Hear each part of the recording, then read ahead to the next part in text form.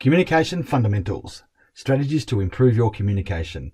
The video has been put together to help you understand how to use communication as a deeper, more rich, influencing process. How do you get to people to do what you want? How do you get better information? How do you get deeper relationships?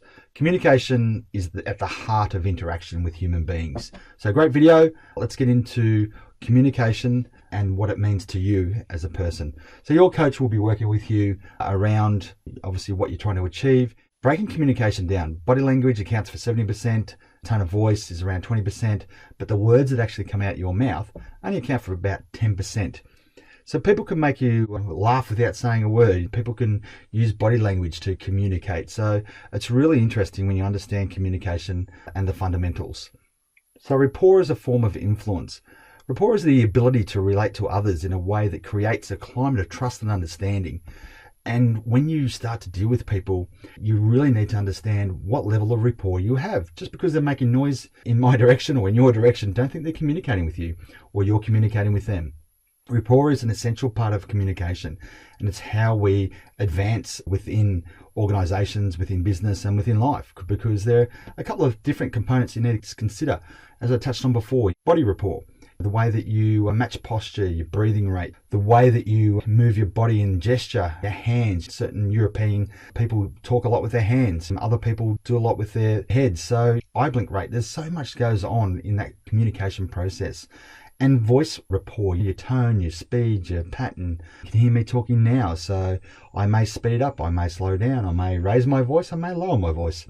All these things help build rapport. And you know that moment when someone's just nodding their head when you're talking with them? That's an indication that you're in rapport with them.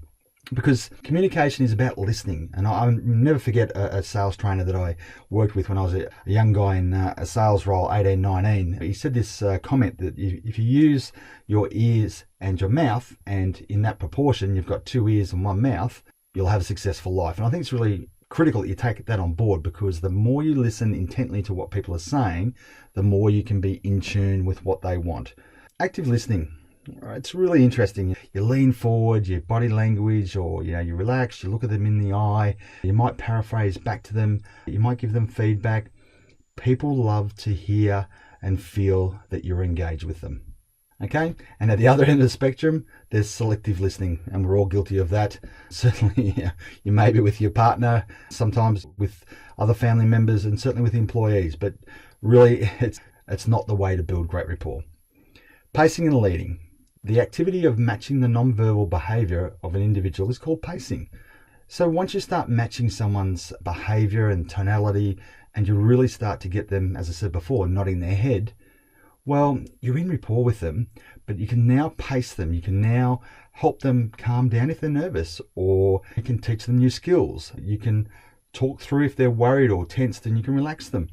Or if in the sales area or in the leadership area and you're really trying to get people to understand a concept or a new idea or a goal or a belief, I think it's really important that you use this technique of pacing to really bring people with you. And you can do it in a team, you can do it one-on-one, but try it. Start to be consciously aware of pacing and leading people. Perceptional positions. First, second, and third person.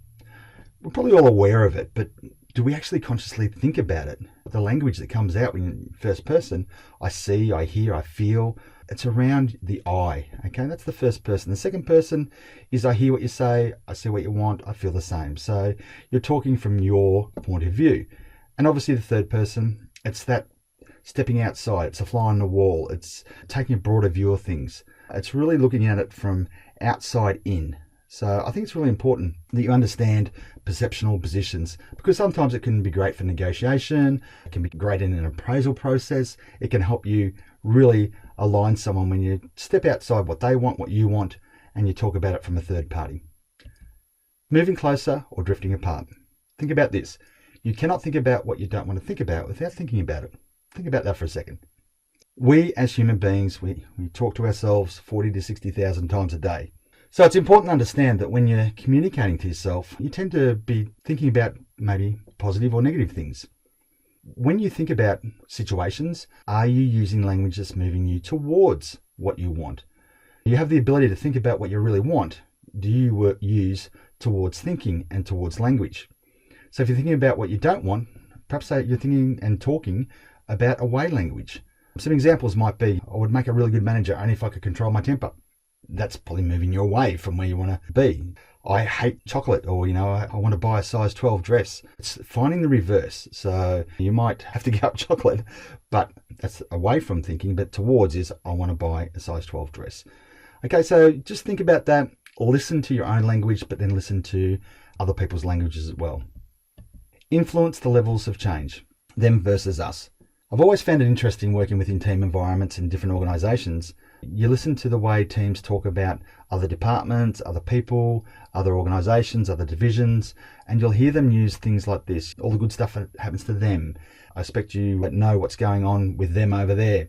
They don't listen to us. It's that them versus us. So identify it, challenge it. Often the second and third person language can come in and shift it away from them versus us to we as an organization or we as a team. Just change the level of conscious thinking of them in their first person as opposed to perhaps the third person thinking. Okay, so be aware of it and utilize the skill. Influence the level of change, them versus us. I always found it interesting dealing with teams and organizations that you hear different individuals or groups and teams talk about them versus us. They don't communicate effectively. They typically don't engage us. They have all the good things. They get all the new IT. They get all the perks. It's them versus us. But, the us people, it's about working together, team players, organizational thinkers. So it's great using first, perhaps even second, third language about what we want or what I want and what do the organization or the team want. So try and change the communication pattern of them versus us. The blame game. Listen out for the following universal statements. I always catch a cold. No one ever tells you what's going on around here. The stoppers. I can't do this. It won't work for me. The drivers. I have to finish the article. I must tidy up my area. The blamers. They always make us feel like that. The mind readers. I know what you're thinking. The 5 different statements here around the blame game is just identifying what are the universal thinkers, who are the stoppers, who are the blamers, and challenge their thinking. Don't just let it slide, challenge their thinking. Get rapport with them, identify, drill down, why do they feel this way? What makes them believe this is going on? Programming your outcomes. How do you turn it into a positive outcome? I love chunking, okay? So you can chunk things up and you can chunk things down. So you can take it from an individual I, so moving them from that first person, as we mentioned before, into, okay, is it a couple of people? Is it the team? Is it the division? Is it the organization? Is it the company at large? Or is it everybody in the state? Is it everybody in the world? You can chunk it up and it makes people challenge their thinking about what is real and what is relevant. And then you can chunk it down to be really specific. When someone's blaming everybody, well, let's get it down. Or is it everybody? Is it this person here? Or is it a couple of people? What is it? Because chunking up and chunking down can really make an impact. And the best way to challenge it is bring the 5 W's, the who, the what, the when, the where, the why. Okay, always put a W in your questioning process. Who is it about? What's happening? When did it happen? Where did it happen? Why do you feel like that? Great W questions will help you chunk up and drill down whichever way you need to go. That is the fundamentals of communication. I hope you can really go over that video a couple of times and take some real action in implementing just one slide at a time. Just think about one thing that I've talked about. It might be chunking, might be positional positions, it might be the 5 W's. Work with your coach, try and work out how you can really build rapport and even identify some people that you want to really build some rapport with.